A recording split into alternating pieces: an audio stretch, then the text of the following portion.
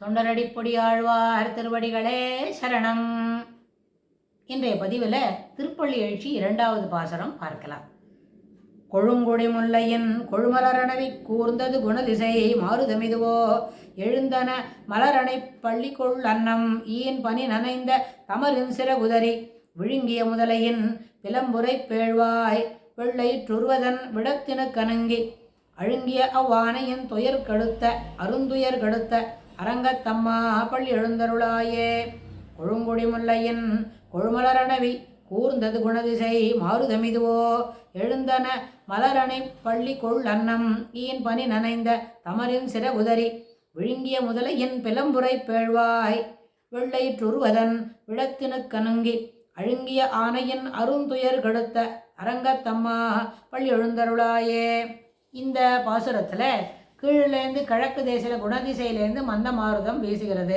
அந்த கிழக்கு காற்று இனிமையாக வீசுகிறது. அப்புறம் செழுமை தங்கிய முல்லை மலர்களுடையதான அந்த அழகிய வாசனைகளை அப்படியே அளந்து கொண்டு வருது. அதுக்கப்புறம் பூம்பள்ளியில், அதாவது பூக்களோட மத்தியில் அம்சங்கள் ரெண்டு அம்சங்கள் படுத்துட்டுருக்கு. அது ஒன்று ஆண் ஒன்று பெண் அப்படின்னு சொன்னால், அந்த அம்சங்களானவை மழை போலே பொழிகின்ற பனியால், அதாவது இந்த காலத்தில் நிறைய பனி பொழியிறது. அந்த பனி எப்படி வருது, சோன்னு பெயர்றதுனால அதனோட ரெக்கையெல்லாம் நனைஞ்சு போகிறது, சிறகெல்லாம் நனைஞ்சு போட்டால் அது இந்த மாருதம் வீசக்கூடிய அந்த வாசனையான முல்லை கொடியில் இருக்கிற மலர்கள்லேருந்து துழாவி வந்து கொண்டிருந்த அந்த நறுமணம் அது அப்படியே என்ன பண்ணுறது, அது முழிச்சுனுடுது. காலம் நேரத்தில் முழிச்சுனோடனே இந்த பனியில் சிறகெல்லாம் நனைஞ்சிருக்கு அப்படின்னு சொன்னால் அதை என்ன பண்ணுறது, எழுந்து நின்று அது எல்லாத்தையும் உதறிக்கிறது, அதில் இருக்க ஈரத்தெல்லாம் உதறிக்கிறது. அதாவது உறக்கம் விட்டு எழுந்து தன்னுடைய அழகிய சிறகுகளை உதறிக்கொண்டு இருக்கிறது. அப்புறம் தன்னுடைய காலை ஒழுங்கின முதல்ல எங்கே பண்ணிது, ஆழ்வாருக்கு எப்படியெல்லாம் எண்ணெய் ஓட்டங்கள் பெருமாளை கண் என்ன பண்ண துயில் அழுக்கணும், கொஞ்சம் முழிச்சுக்கோங்கப்பா அப்படின்னு சொல்லும்போது அவருக்கு என்னெல்லாம் எண்ணெய் ஓட்டங்கள் வருது. இந்த மாதிரி ஒரு அன்னம் தன்னுடைய பனி பெயர்ந்து நல்ல மெலிசாக காற்று அடிக்கிறது. அந்த கீழ்காற்று குணதிசை மாருதம், மந்த மாருதம் இல்லை, குணதிசையிலேருந்து வரக்கூடிய மாருதம்னு சொன்னால் கிழக்கு காற்று மொள்ள வீசுறது. முல்லை கொடியில் இருக்கிற முல்லை மலர்களின் வாசனைகளை துழாவி கொண்டு வருகிறது. வெறும் வாசனை இல்லை, நறுமணத்தை துழாவி கொண்டு வருது. அந்த காற்று படுத்த உடனே பள்ளியில் பூ பழக்கத்து மேலே படுத்துட்டு இருக்கிற அந்த அன்னமெல்லாம் பனியில் நனைஞ்சிட்டு இருக்க தன்னோட சிறகை என்ன பண்ணுறது, உதறிட்டு எழுந்து நிற்கிறது. அழகிய அன்னங்கள் அது ரெண்டுமே ஒரு ஆண் ஒரு பெண் அப்படின்னு கூட சொல்கிற பொருள் உண்டு. அந்த மாதிரி நேரத்தில் அவளுக்கு சமயமாக அவருக்கு என்ன தோன்றுறது, கஜேந்திர மோட்சத்துக்கு நினைவு வருது. அந்த முதலியோட வாய்க்குள்ளே அகப்பட்டது பேழ்வாய் அப்படின்னா பெரிய வாய்க்குள்ளே மாட்டின்ற அந்த யானையோட கால் அதுக்குள்ளே என்ன மாட்டினுடுது. அதனோட கையில் ஒரு தும்பிக்கையில் அழகான ஒரு தாமரைப்பூ வச்சுருக்கு. அது முதல்ல எதுக்கு கூப்பிட்டுது, அந்த இந்திரத்யும்னன்ற யானை எதுக்கு பெருமாள் ஆதி மூலமே 6 இடர் களைவாய் நான் எப்படின்னு எதுக்கு கூப்பிட்டுது, தன் கையில் இருக்கிற மலர் சீக்கிரமாக வாடி போயின்ட்டுருக்கு. இப்போவே இத்தனை வருஷமாக இந்த ஜலத்துக்கும் மண்ணுக்கும் ஜலத்துக்கும் நிலத்துக்கும் நீருக்கும் நான் என்ன பண்ணிட்டுருக்கேன், அந்த போராட்டம் நடந்துட்டுருக்கு. இந்த மலரை வாங்கிக்கோ, நாகத்தனைவாய் 6 இடர் களைவாய் அப்படின்னு எதுக்கு கூப்பிட்டுது, இந்த பூவை பெருமாளுடைய திருவடியில் சமர்ப்பிக்கிறதுக்கு தான். ஆனால் இந்த காட்சி ஆழ்வாருடைய மனக்கண் முன் வருது.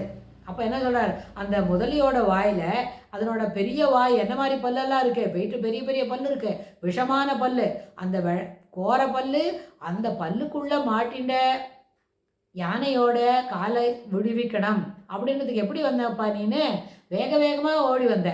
அதில் ஒரு வார்த்தை சொல்வா, அரை கொலைய தலை கொலைய, ட்ரெஸ் எல்லாம் கலைஞ்சிருத்தான் சுவாமிக்கு, அவரோட பீதாம்பரெல்லாம் கலைஞ்சி திருமார்பில் இருக்கிற மாலைகள்லாம் கௌஸ்துப மாலையெல்லாம் அப்படியே ஆடிட்டும் பாடிட்டும். அவரோட பெருமாளோட மனசில் ஒரு க்ஷணம் தோணித்தான், இந்த கருடன் ஏன் இவ்வளோ ஸ்லோவாக போகிறது, இன்னும் கொஞ்சம் வேகமாக போகலாமே அப்படின்னு கருடன் என்ன பண்ணார், விரட்டி சீக்கிரம் போ, ஜல்தியாக போ அப்படின்னு சொல்லி அந்த கருடனை அழைச்சிட்டு அந்த மடுக்கரையில் இறங்கினார். அப்போ என்ன பண்ணித்தான் அந்த யானை பெருமாள்கிட்ட அந்த இதை கொடுத்துது, தாமரைப்பூவை. அந்த முதலையினுடைய பல் விஷத்திற்கு மிகவும் நோவுபட்ட கஜேந்திர ஆழ்வானுடைய பெரிய துக்கத்தை போக்கி அருளினவனே, முதலியோட வாய்க்குள்ள மாட்டினுடுத்து அந்த காலில் முதலையோட பல்லுக்கெல்லாம் விஷம் இருக்கும். அந்த விஷத்தோட இதில் கடியில் மாட்டிக்கொண்ட அந்த கஜேந்திர ஆழ்வாருடைய காலை அதுலேருந்து அதை மீட்டு கொடுக்கணும் அப்படின்னு ரொம்ப வேகமாக ஓடி வந்தியப்பா, அத்தகைய அரங்கத்தம்மானே பள்ளி எழுந்தருள்வாய் அப்படின்னு சொல்கிறார். இந்த கதைக்குள்ள இத்தனை பெரிய எண்ண ஓட்டங்கள் ஆழ்வாருடைய மனசில் வந்திருக்கு. இந்த ஒரு சீனை மட்டும் நம்ம மனசுக்குள்ளே வாங்கிக்கலாம். எப்படி இப்படி ஒரு இருக்கு, பெருமாள் அந்த மடுக்கரையில் இறங்குறதும், அவர் அப்படியெல்லாம் வந்தியப்பா நீ கொஞ்சம் இப்போ சீக்கிரமாக மூழ்ச்சிக்கோ, கண்ணு மூழ்ச்சிக்கோ அப்படின்னு சொல்கிறார். ரொம்ப எளிமையானது, ஆனால் அதுக்குள்ளே பெரிய பெரிய கருத்துக்கள்லாம் சொல்கிறார். அந்த ஒரு ஃப்ராக்ஷன் ஆஃப் செகண்ட்குள்ளே ஆழ்வாரோட மனசில் கஜேந்திர ஆழ்வானுக்கு கொடுத்த அந்த மோட்சமும், கஜேந்திர ஆழ்வானுக்காக தன்னை இருப்பிடத்துலேருந்து வேகமாக வந்ததும் எல்லாமே அவர் ஆழ்வாரோட மனக்கண் முன்னே வருது. இதுக்கு என்ன அவதாரிகை அப்படின்னு சொன்னால், பொழுது விடிந்தமைக்கு அடையாளமாக கீழ்காற்றும் புஷ்பவாசிகளான அன்னங்களானவை பிரபோதகமும் உண்டாயிற்று. ஆசிரித வத்சலன் அப்படின்னு பெருமாளுக்கு ஒரு பேர் என்ன, அதனால்தான் கஜேந்திர ஆழ்வானுக்காக வேக வேகமாக வந்தார். ஆசிரித்த வத்சலனான தேவரீர் எழுந்தருள வேண்டும் என்று பிரார்த்திக்கிறார் ஆழ்வார். ஸ்ரத்தையுடைத்தான முல்லை என்ன பண்ணும், அதனோட வேலை என்ன, முல்லை மலர் மொட்டு விடணும், அரும்பு இருக்கணும். அரும்புக்கு அப்புறம் அதனோட நேரம் வந்ததுன்னா இந்த இரவு அடுத்த நாள் காலை அதுக்குள்ளே எல்லா முல்லை மலரும் என்ன பண்ணிடும், மலர்ந்துடும். அந்த அழகான மலரை மலர்ந்துட்டோடனே அது அமைதியாக இருக்காது, அது நறுமணம் வீசான்னு இருக்காது, வீசிக்கொண்டு தான் இருக்கும். இப்போ நான் கொஞ்சம் நேரம் என்ன பண்ண மாட்டேன், என் பூலேருந்து காற்ற வாசனையே வெளியில் அனுப்ப மாட்டேன் அப்படின்னு அதுக்கு எதான ஒரு கட்டுப்பாடு இருக்கணுமா, இல்லவே இல்லை.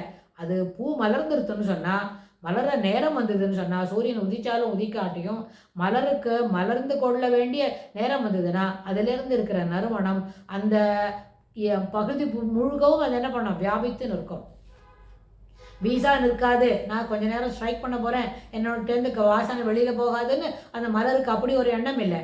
மலர்ந்துட்டும் வாசனை வெளியில் தான் அனுப்பிவிடும். அப்படி அனுப்பினா அந்த ஒரு எண்ணெய் ஓட்டம் அந்த மலருக்கு இருக்கும் அப்படின்னு சொன்னால், உளவியல் அடிப்படையில் யோசித்தா கூட அந்த மலர் என்ன நினச்சிக்கும், நம்மளை கொண்டு போய் பெருமாளுடைய திருவடியில் சேர்த்துட்டா ரொம்ப சரியாக தான் இருக்கும். நம்மளே போக முடியாது, யாரும் ஒருத்தர் என்ன பண்ணலாம், சகாயம் பண்ணி நம்மளை உபகாரம் பண்ணி நம்மளை கொண்டு என்ன பண்ணலாம், பெருமாளுடைய திருவடியில் சேர்த்துக்கலாம். அதுக்கு தான் நம்ம இங்கே மலர்ந்துருக்கோம்னு காட்டுறோம் அப்படின்னு அந்த மலர் நினைக்குமா. பெரியவாள்லாம் அப்படி கூட ஒரு கருத்து சொல்லுவா. அந்த இடத்துல எல்லா மலரும் வாசனை உள்ள மலர்கள் அத்தனையும், ஈவன் சரிய நேரத்தில் என்ன வாசனை குறைவாக இருக்கிற மலராக இருந்தாலும் மலர் மலர்ந்த பின்பு என்ன நினைத்து கொள்ளும், தன்னை கொண்டு யாராவது இறைவனுடைய திருவடிகளில் சேர்த்து விடுவார்களா, நாம் மலர்ந்த பயன் நமக்கு கிடைக்குமா அப்படின்னு அந்த மலர் யோசிக்குமா.